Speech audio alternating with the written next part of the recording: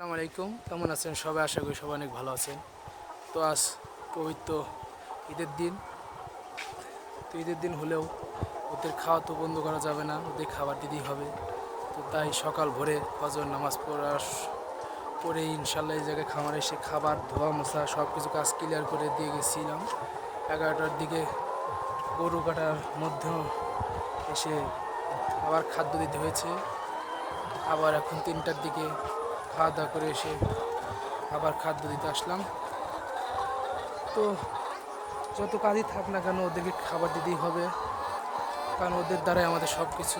ভাগ্য, আল্লাহ ওদের মাধ্যমে আমাদের ভাগ্য হয়তো একদিন পরিবর্তন করতে পারে। তো ওদেরকে খাবারে কোনো কষ্ট দেওয়া যাবে না। তো আল্লাহর রহমতে অনেক ডিম বড় আসে, অনেক আছে এরকম। তো সব ডিম কোনো সম্ভব না, আল্লাহর রহমতে ভালো। এখন ফুল ডিম আসলে পরেই আল্লাহর রহমতে এখন সৌন্দর্য বৃদ্ধি পাবে আরও।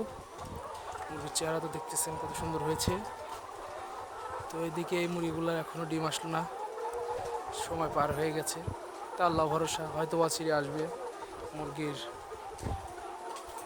চেহারা চোরা সব চেঞ্জ হয়ে গেছে। তো হয়তো বা 2-4-5 দিনের ভিতর হয়তো বা ডিম আসবে। তো সবাই দোয়া করবেন আমার এই মুরগিগুলো যেন সুস্থ থাকে। তো এখন ডিম তুলবো। তো আল্লাহ হাফেজ, সবাই ভালো থাকবে।